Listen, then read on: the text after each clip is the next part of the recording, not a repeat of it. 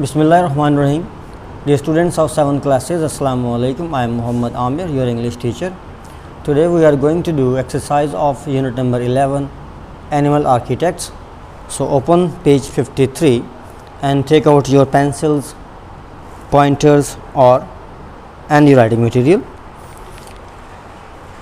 Exercise A. Match each word in the first column with its meaning in the second column. Column A में जो words दिए गए हैं आपने उनको मैच करना है कॉलम बी में दिए गए उनके मीनिंग्स के साथ.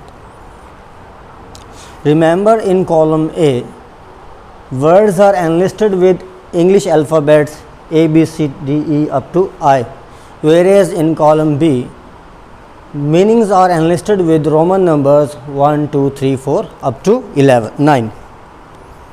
The first word is intrigued. हमने पढ़ा था इंट्रीग्ड का मतलब होता है पजल हो जाना, कश्मकश का शिकार हो जाना, तजस्सुस का शिकार हो जाना. If you look at number 6 in column B puzzled, so you need to match it with puzzled. अब आप क्या करेंगे, इंट्रीग्ड के सामने रोमन नंबर 6 इस तरीके से आप लिख लेंगे. इसका मतलब है इंट्रीग्ड का जो मीनिंग है वो पजल्ड है जो नंबर 6 पे फॉल कर रहा है.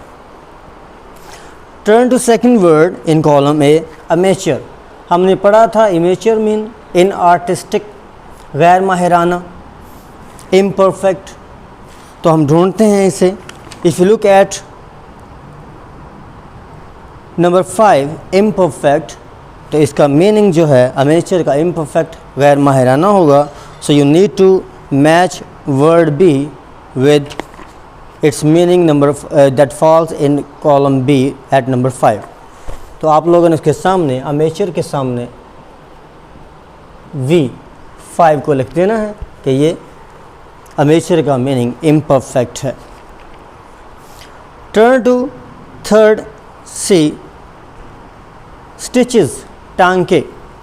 If look at number 2 column, the thread seen between two holes made by a needle. तो स्टिचेस का मीनिंग होगा कि दो होल्स के दरमियान नज़र आने वाला धागा जो सुई की मदद से लगाया जाता है.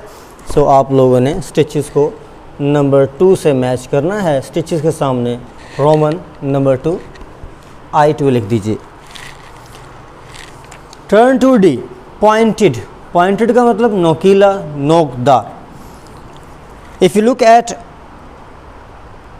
column B having a sharp tip number 1, तो आपका जो D है वो नंबर 1 मीनिंग से मैच होगा. having a sharp tip, नोकदार होना. Now turn to column A E weaves, बुनना. as you know कोई चीज़ बुनी जाती है वो धागे से बुनी जाती है. make something from thread. Column B में अगर आप देखेंगे option 3 makes something from thread, तो आपने इसे वीव्स को नंबर 3 से मैच करना है, I3 से. Turn to F haziest. Haziest होता है धुंधला. If you look into column B number 9 vaguest, इन दोनों का मीनिंग धुंधला होता है. तो आपने इसके सामने नंबर 9 IX को लिख देना है कि IX से मैच होगा. कॉम्प्लिकेटेड होता है पेचीदा. इसके सामने ही नंबर 7 इंट्रिकेट लिखा हुआ है. Both have the same meaning complicated. तो आपने उसके सामने नंबर 7 को लिख देना है. ये कॉम्प्लिकेटेड जो है नंबर 7 से मैच करेगा कॉलम बी में. टेस्ट. टेस्ट होता है पसंद. इसका मीनिंग लाइकिंग होता है. तो आपने इसे सर्च आउट करना है ये लाइकिंग कहाँ पे फॉल कर रहा है. नंबर 4 पे लाइकिंग और प्रेफरेंस, नंबर 4 से ये मैच करेगा.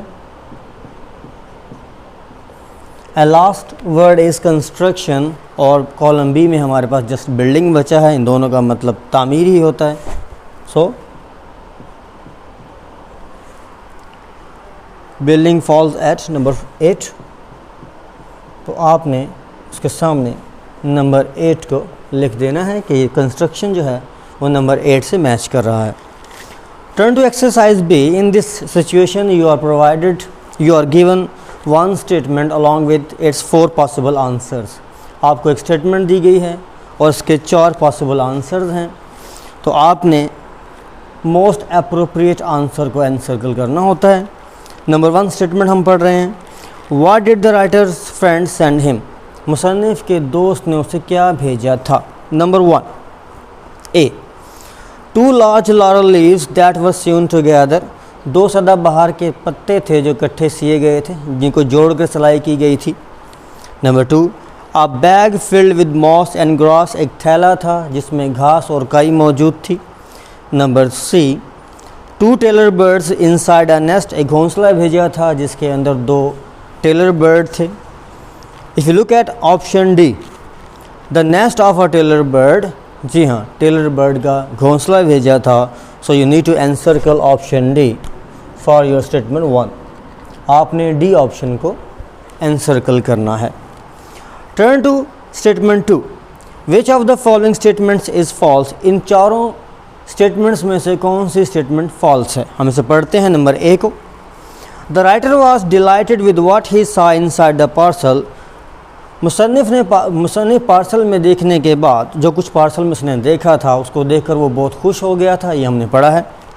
Number 2, the writer was triumphant when he unwrapped the parcel and knew what it was inside, जब मुसन्निफ़ ने पार्सल को अनरैप किया था और देखा जाना था ये क्या है, तो उसने वो खुशी के मारे अपनी कामयाबी पर बहुत खुश हुआ था क्योंकि वो शर्त जीत गया था, हमें पता है, ये भी ट्रू है।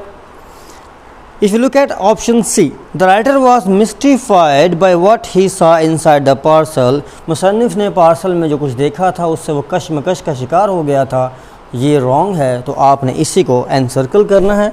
So you need to encircle option C for your second statement. Turn to statement 3, why are the stitches on the leaves rather crude, पत्तों पर जो टांके होते हैं वो साफ क्यों नहीं होते।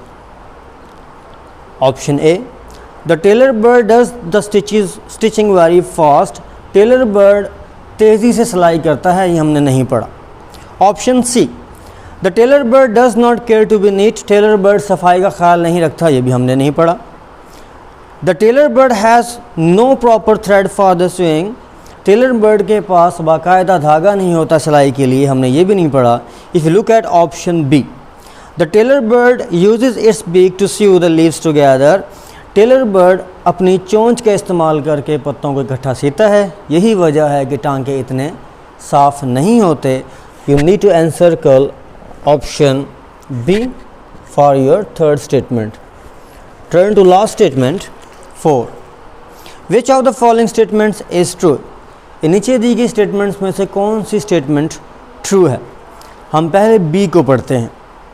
Most animals do not build proper homes because they are not architect, ज़्यादातर जानवर अपने घरों की तामीर नहीं, बाकायदा घरों की तामीर नहीं करते क्योंकि वो माहिर तामीरात नहीं होते, ऐसा हमने नहीं पढ़ा।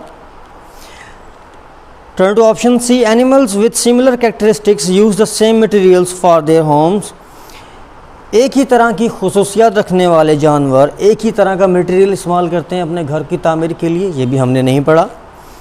Turn to option D, animals have no taste for delightful homes, जानवरों में खूबसूरत घर बनाने की लाइकिंग नहीं होती, ये भी हमने नहीं पढ़ा।